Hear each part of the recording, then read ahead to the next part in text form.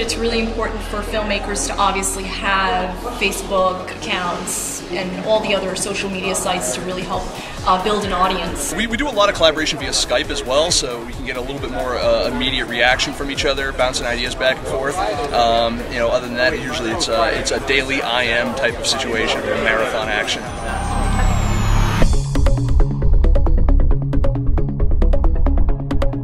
Make a network of people that want to help each other out. One big network, and you tell them what you're doing, and then so people would link to help you out and so forth, and be a one big network type of thing. A way to show your movie over the web, say, and then to invite people to watch it with you and to discuss it with you. Lack of distribution, lack of funding. I think that there are certain things that are a little too expensive, publicity certainly being one of those things. A lot of tools that are out there, they're just not all free and not everybody's on them. There's so many options now with all these digital platforms, but nobody's really figured out if there's any money really there. Most of my funding comes from private equity, so that is one of the most pressing things. Funding. You need to start raising that money for your project from creation through completion through distribution. Distributing is definitely the hardest. I mean, in any field that you're in, distributing your work to a widest amount of audience as possible is always the most difficult challenge. You can make anything on any budget, but to get it out there and get people noticed and aware of it is really difficult. Distributing is the most scary thing.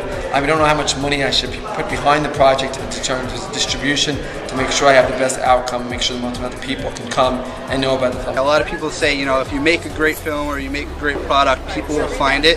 That's not true. People will find it if you put it out there. Sustaining is a big deal. I mean, it's always easy to get the ideas going and to generate ideas, but to gain traction and get those ideas out to a lot of people and let them evolve into something that comes into the real world is the challenge that I'm trying to get work through now. As technology is pushing us forward, we always have to think of new ways to deal with all of those issues, especially sustaining it, because we have to try to create some kind of immediacy for people to see what we have created. Sustaining is the most pressing issue, which kind of goes along with funding and distributing. I think they're all kind of intertwined.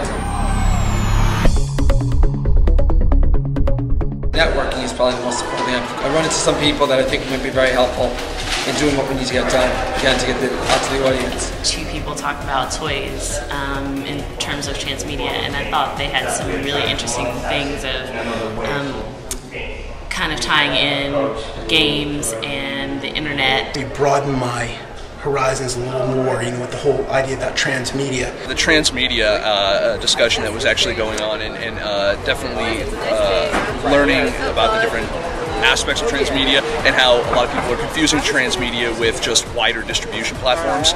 Seeing the number of people who are willing to try something new, and seeing the number of people who are eager to, learn more about all this social media and do-it-yourself method. Social media and how you shouldn't restrain yourself, like you shouldn't worry, I'm talking to strangers, you're talking to a captive audience because they followed you back, they friended you, so they want you to give the information, so don't be afraid to promote your project. Become more involved in social media and try to connect with people across different platforms. To see storytelling come to the core of going all the way to toys, all the way back up to movie making, to game making, to action figures, to the online conversation and dialogue. By helping other people, you're going to help the community as a whole. So.